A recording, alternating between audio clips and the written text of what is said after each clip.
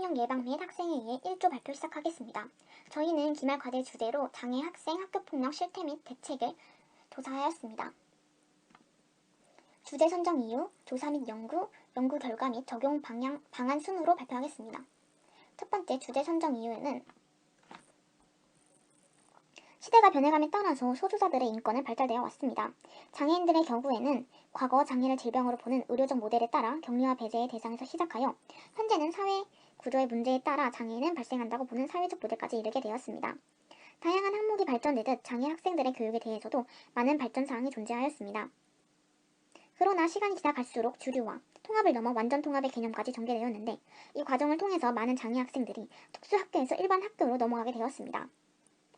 그럼 이런 현재 상황에서 저희는 과연 장애 학생들이 일반 학교에서 행복한 삶을 살고 있는가? 라는 질문을 던지게 되었습니다. 저희 모든 학생들은 학창 시절 동안 장애 학생들을 악의적으로 괴롭히는 장면을 본 적이 많다고 언급하였는데 실제로 교육부에서 조사한 학교폭력 피해 장애인은 해가 갈수록 늘어나고 있습니다. 통합교육은 장애 학생들과 비학생들이 한 공간에서 서로 협력하면서 교육적, 사회적 이득을 갖는 것을 목표로 하고 있지만 현재 상황에서는 서로 손해만 받는 상황입니다. 그러므로 저희 모듬은 일반 학교 내 장애 학생의 학교폭력을 관심 주제로 선정하게 되었습니다.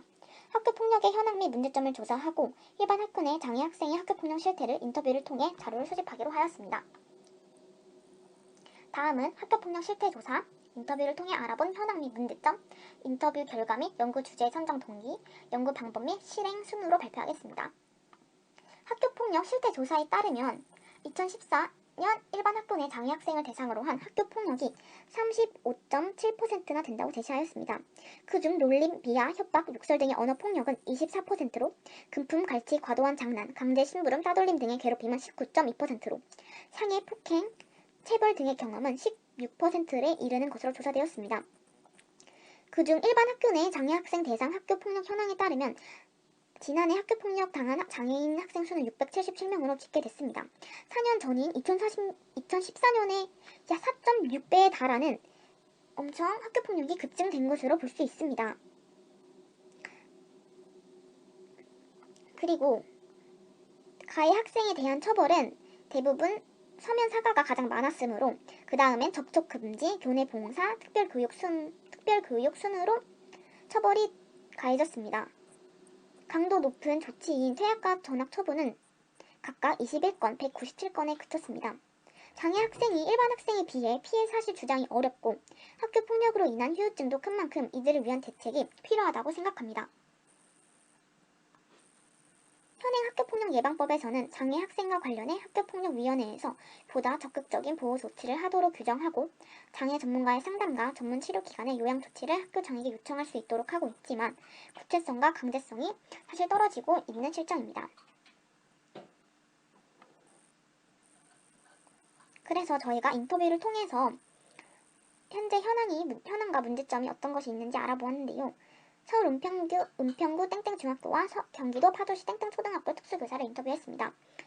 서울 은평구 특수교사에게는 장애 학생이 일반 학교에서 겪는 학교폭력의 형태에 대해서 물어보았는데 학교폭력의 형태에는 근처에 접근하지 못하게 하는 괴롭힘, 장애 학생에게 학급의 타 학생을 별명을 부르게 하는 등으로 폭력을 유발하는 행동, 교과서나 체육복 등 장애 학생의 물건을 뺏는 행위, 수업 분위기 방해 등을 목적으로 하여 장애 학생을 자극하여 학생이 문제 행동을 하도록 유발하고 심부름을 하게 하거나 장애 학생 사이에서 발생하는 학교 폭력이 있었습니다.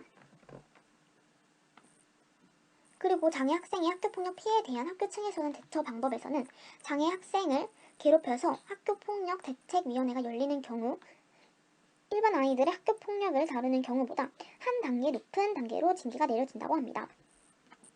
장애 학생이 직접 겪은 학교폭력의 사례로는 중학교 시절 일반 학교의 특수학급에 재학하던 학생의 이야기에 따르면 같은 학급 학생들이 장애 학생만 두고 멀리 가거나 말을 하지 않는 등의 따돌림을 경험한 사례가 있다고 이야기하였습니다. 이 학생은 따돌림으로 인해 학교 적응이 어려워 고등학교 진학은 물론 특수학교로 하였다고 합니다. 그리고 장애 학생이 또 일반 학교에서 겪는 학교폭력의 다른 형태가 어떤 것이 있는지 확인해 보았을 때 장애인의 특성을 따라하는 행동이 가장 많이 이루어졌으며 장애 아동에게 장애인이라고 놀리는 행동, 장애 아동의 물건을 뺏는 행동, 장애 아동에게 주는 신체적인 폭력과 같은 형태가 있다고 하였습니다. 이때 교사의 대처법에는 학교폭력위원회를 개최하고 가해 학생을 처벌하고 2차 폭력이 일어나지 않도록 학생들을 격리시키는 대처법이 있었습니다. 그리고 그때 장애 학생에게 심리적 안정을 최우선으로 적용하기 위해 교사는 노력해야 합니다. 인터뷰 결과 첫 번째, 장애 학생을 다양한 유형으로 학교폭력으로 가한다는 것입니다. 두 번째는 학교폭력이 발생했을 때 대처 방법이 학교폭력위원회를 통해서 징계를 내린다는 것을 알게 되었습니다. 세 번째는 학교폭력으로 인하여 장애 학생이 결국 일반 학교를 떠나는 경우 또한 존재한다는 것을 알았습니다. 이러한 결과를 통해서 우리 모두는 장애 학생 학교폭력 실태 및 대책에 관하여 연구하기로 하였습니다. 학교폭력 형태는 계속 변형되고 있으며 그 수는 증가하고 있고 학급 내에서 징계 중심의 처벌을 통해서 2차적인 피해가 생길 수 있다고 생각합니다. 또한 장애 학생들의 교육권을 보장하기 위해서 일반 학교에 왔지만 손해를 입고도 자신의 발로 또 스스로 학교를 나가는 상황이 참 안타까웠습니다. 그러므로 학생 학교폭력 현황과 그에 대한 대책이 현재 어떻게 시행되는지 문제점이 없는지 파악하고 교사가 장애 학생이 통합되어 어우러질 수 있는 방안을 모색해야 된다고 생각합니다.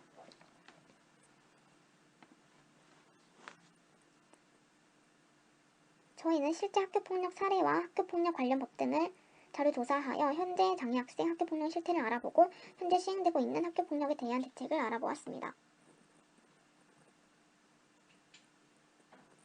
장애 학생 학교폭력 사례를 보면 특수교육 대상 학생에 대한 폭행에 관한 상담 사례가 있는데요. 다음은 교육 현장에서 비장애 학생이 장애 학생을 폭행한 사례를 상담한 내용입니다.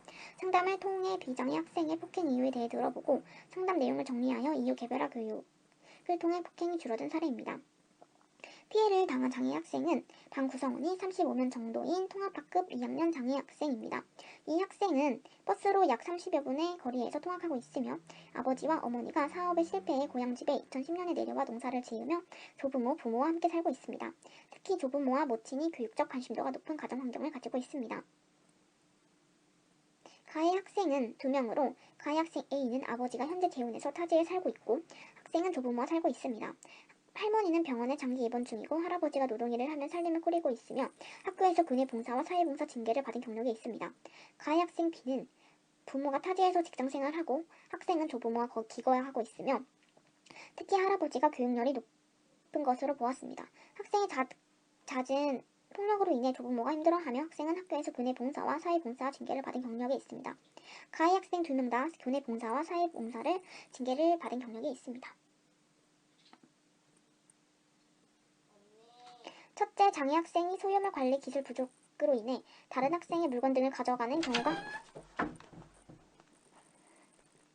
많았으며 이로 인해 폭행이나 괴롭힘을 가했다고 말했습니다.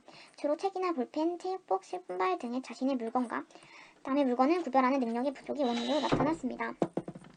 둘째, 장애 학생이 타인의 행동과 감정, 욕구 등을 이해하는 능력의 부족 등으로 인해 친구들이 주로 시켜 다른 친구의 별명이나 욕설 등을 따라하거나 폭행이나 괴롭힘을 당한 것으로 말했습니다. 셋째, 장애 학생이 자신의 행동과 감정, 욕구 등을 조절하는 능력 부족 등으로 인해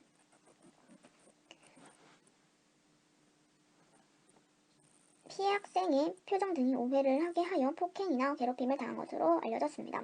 또한 사회적 기대에 부응하는 능력의 부족으로 인해 친구들과 잘 어울리려고 하지 않은 것도 원인으로 이야기하였습니다.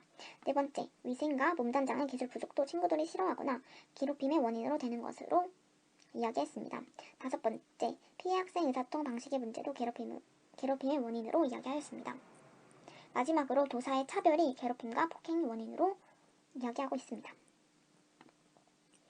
장애 학생 학교폭력 관한 기사에 따르면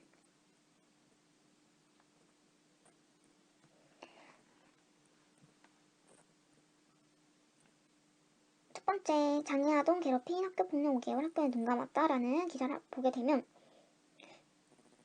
강원 철원의 한 초등학교에서 장애 아동이 5개월에 걸쳐 또래 학생들로부터 괴롭힘을 당했으나 학교 측이 이를 은폐하려고 했다는 기사입니다. 학교 측은 이달 학교폭력자치위원회를 열었지만 피해 학생이 당한 폭력 사항 중 몇 가지는 가해 아동과 피해 아동의 진술이 일치하지 않거나 가해 아동이 기억하지 못한다는 이유로 조치 없음이라는 결정을 내렸습니다. 또 나머지 사안은 또래 아동에게 있을 수 있는 장난으로 판단해 학교폭력 통지문에 기술하지도 않았습니다.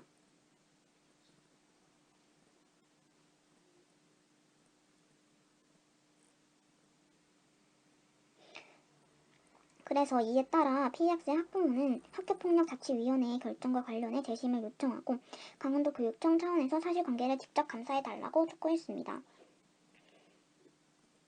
두 번째, 장난 고백 요구가 학교폭력 법원 고백 강요한 학생도 처벌 기사를 살펴보면 중학생, 남학생은 지난해 다른 남학생들에게 수행평가 모듬에 자신을 끼워주면 과제를 혼자 해결하고 제 시간에 못하면 다른 남학생들이 시키는 일을 하겠다고 했습니다.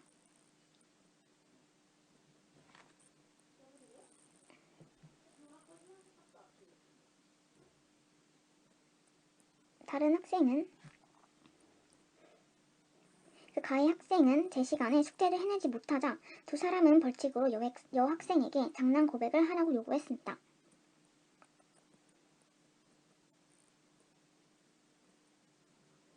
그래서 이에 따라 그 남학생은 친구 5명과 함께 학교폭력자치위원회에 넘겨졌고 서면 사과, 접촉, 협박 금지, 사회봉사, 특별 교육 처분을 받았지만 다른 학생들과 같은 수준으로 징계하는 것은 부당하다고 서울행정법원에 직접 소송을 냈습니다.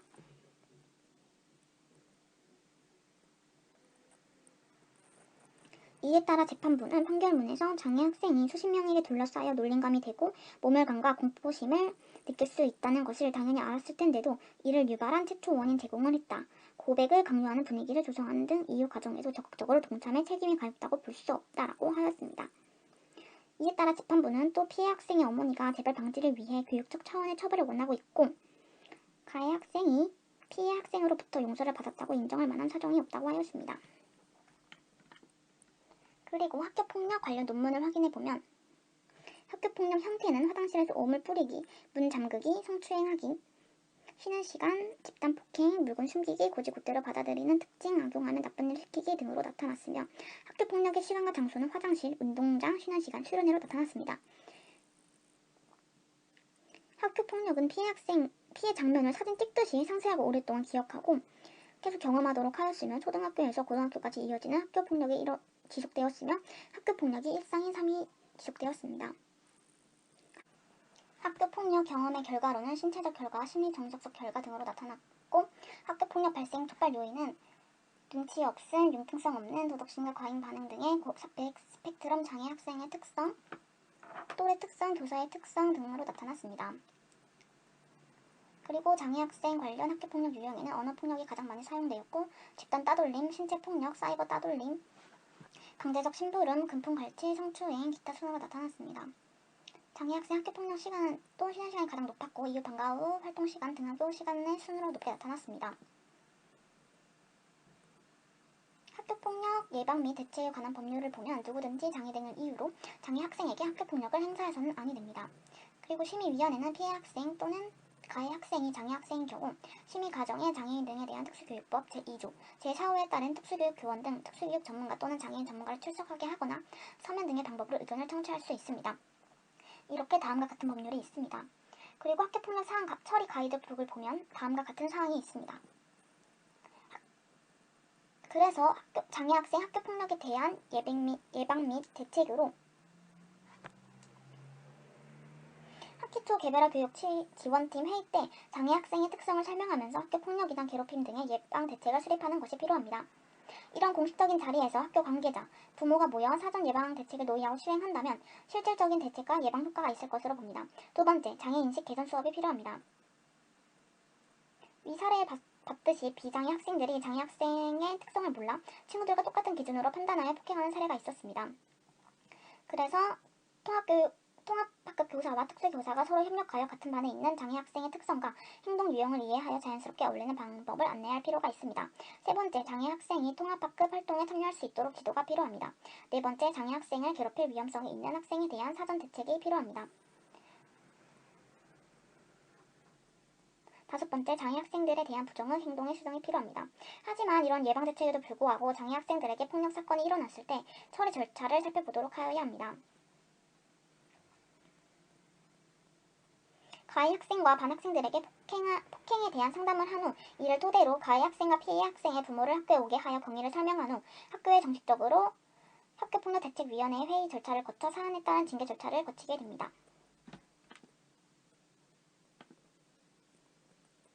다음은 연구 결과에 대해 설명하겠습니다. 연구 결과로 현행 학교폭력 예방 대책에 관한 법률을 살펴보면 누구든지 장애 등을 이유로 장애 학생에게 학교폭력을 행사해서는 아니 된다는 보호 규정을 두고 있지만 이를 위반한 경우에 대한 제재 규정을 두고 있지 않다는 문제점이 있습니다. 또한 가해 학생에 대한 장애 이해 제고 및 장애 인식 개선 교육 관련 규정이 부재하므로 관련 교육 사안이 마련되어야 할 것이며 장애 학생의 학교폭력과 관련된 사안의 조기 감지 및 장애 특성을 고려한 대응 대책 마련이 필요합니다. 이를 위해서 장애 학생 대상 학교폭력 문제 해결에 관한 전문 상담 교사 등과 같은 인력 배치가 필요하다고 생각합니다. 또한 장애 학생 대상 자기 옹호 교육이 필요하며 학교 구성원 전원 대상으로 장애 인식 개선 교육이 필요합니다. 그리고 장애 학생의 특수성을 고려한 피해 및 가해 사실 확인 절차가 진행되어야 하며 학교폭력자치위원회에 장애 관련 전문가가 필요적으로 참여해야 합니다. 그리고 교사로서 교실에 적용할 수 있는 방안이 무엇인지 생각해 보았는데 첫 번째, 특수교육 대상 학생 이해 교육을 시간을 가져야 합니다. 그 두 번째, 교실 자리 배치를 학생들을 신경 써서 변경하여야 하며 세 번째, 학급에 맞는 규칙을 정하고 실천하여야 합니다. 이때 학급 학생 전체가 동의하는 규칙을 설정해야 합니다. 그 네 번째, 학급 학생들에게 1인 1개 역할을 주어야 합니다. 그리고 다섯 번째, 일반 학생들을 칭찬하여야 합니다. 일반 학생들이 장애 학생만 혜택을 받는다고 생각하면 폭력이 더 발생할 수 있기에 공평함을 강조한 학급 운영이 이루어져야 합니다. 그리고 여섯 번째, 교사의 점심시간과 학교시간에도 지도를 해야 합니다. 그리고 일곱 번째, 학교폭력 예방 유지 시 제작 동아리를 활용하는 것입니다. 다음은 학교폭력 예방 유지 시 제작 동아리 활동입니다.